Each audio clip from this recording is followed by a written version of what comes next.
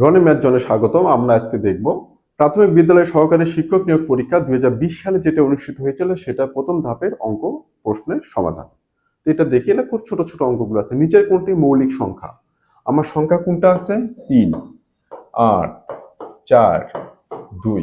এখানে সুন্দর একটা কথা বলি, এই সংখ্যাগুলোর সাথে খুব মজার একটা কথা বলি।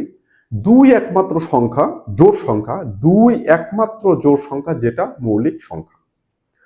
আর কোনো জোড় সংখ্যা 2 ছাড়া থাকবে না যেটা মৌলিক সংখ্যা। সবচেয়ে ছোট মৌলিক সংখ্যাটাও 2। 1 কিন্তু কোনোদিন মৌলিক সংখ্যা নয়। 1 কখনোই মৌলিক সংখ্যা নয়।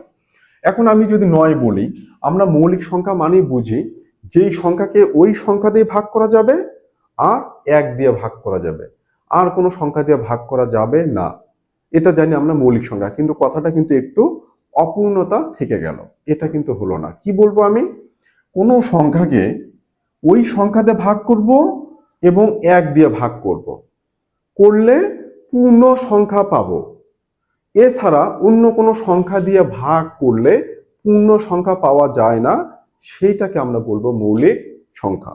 যেমন 9কে 9 দিয়ে ভাগ করলাম, কত পাবো? 1। 9কে 1 দিয়ে ভাগ করব, কত পাবো? 9। এই 9কে আবার 3 দিয়েও ভাগ করব, কত পাবো? 3। তার মানে 9কে 9 দিয়ে ভাগ করলাম পূর্ণ সংখ্যা, 9কে 1 দিয়ে ভাগ করলাম পূর্ণ সংখ্যা। আবার 9কে এই সংখ্যা এবং 1 ছাড়া, এই 9 আর 1 ছাড়া 3 দিয়েও ভাগ করা যায় অন্য একটা সংখ্যা, যেটাতে ভাগ করলেও আবার কি পূর্ণ সংখ্যা পাওয়া যায়। এই জন্য 9 কি হবে? মৌলিক সংখ্যা হবে না। একইভাবে 8ও মৌলিক সংখ্যা হবে না, কারণ 8কে 8 দিয়ে ভাগ করলে পূর্ণ সংখ্যা, 1 দিয়ে ভাগ করলে পূর্ণ সংখ্যা। এছাড়া 2 দিয়েও ভাগ করলে পূর্ণ সংখ্যা পাবো, 4 দিয়ে ভাগ করলে পূর্ণ সংখ্যা পাবো। এই জন্য এটা মৌলিক সংখ্যা হবে না। একইভাবে যদি 4-এ যাই, 1 দিয়ে ভাগ করলে পূর্ণ সংখ্যা পাবো, 4 দিয়ে ভাগ করলে পূর্ণ সংখ্যা পাবো, এইটুকু ঠিক আছে। কিন্তু 2 দিয়ে যদি ভাগ করি 4কে, সেটাও কি পূর্ণ সংখ্যা পাবো। এই জন্য এই 4ও মৌলিক সংখ্যা হবে না। কিন্তু আমি যদি 2 নেই, 2কে 2 দিয়ে ভাগ করলেও কি হবে? পূর্ণ সংখ্যা। 2কে 1 দিয়ে ভাগ করলেও পূর্ণ সংখ্যা। এছাড়া কিন্তু আর কোনো সংখ্যা নেই যেটা দিয়ে 2কে ভাগ করলে পূর্ণ সংখ্যা পাওয়া যাবে। তাহলে আমার কোশ্চেনটা কি হলো? কোনো একটা সংখ্যাকে ওই সংখ্যা অথবা 1 দিয়ে যদি ভাগ করি তাহলে পূর্ণ সংখ্যা পাবো। এছাড়া অন্য যে কোনো সংখ্যা দিয়ে ভাগ করলে যদি পূর্ণ সংখ্যা পাওয়া না যায়, তখন আমরা তাকে বলবো মৌলিক সংখ্যা। তো এটা কিন্তু এমন না যে ভাগ করা যায় না, ভাগ করে যদি দশমিক আসে সেটা কিন্তু আমার মৌলিক সংখ্যা হবে না। আমাকে এটা অর্থের পূর্ণতার জন্য আমার সংজ্ঞাটা হবে কোনো একটা সংখ্যাকে ওই সংখ্যা এবং 1 দ্বারা ভাগ করলে পূর্ণ সংখ্যা পাওয়া যাবে। এছাড়া অন্য কোনো সংখ্যা পাওয়া যাবে না যেটা দিয়ে ভাগ করলে পূর্ণ সংখ্যা পাওয়া যায়। ভাগ করা যায় না এটা বলা যাবে না। আমি বললাম যে 5 একটা সংখ্যা, 5কে 5 দিয়ে ভাগ করলে 1।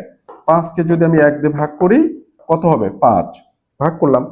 5কে তো 2 দিয়েও ভাগ করা যায়, কত হবে? 2.5। ভাগ করা যায় না এটা বলা যায় না, বলতে হবে যে ভাগ করলে ভাগফল পূর্ণ সংখ্যা হবে না, সেই সংখ্যাকে আমরা বলবো মৌলিক সংখ্যা। সো আমার এখানে মৌলিক সংখ্যাটা মান কত হবে? 2। আশা করি বোঝাতে পেরেছি। যদি ভালো লাগে লাইক কমেন্ট শেয়ার দিয়ে পাশে থাকবেন। আমার ফেসবুক পেজটা ফলো করবেন এবং ইউটিউব চ্যানেলটা সাবস্ক্রাইব করবেন এবং ইউটিউব বেল চ্যানেলটা করবেন, ফলো করে রাখবেন। তাহলে আপনার নিত্য নতুন, আমি রেগুলার প্রতিদিন আমি সকাল সন্ধ্যায় 2টা করে ভিডিও দিচ্ছি।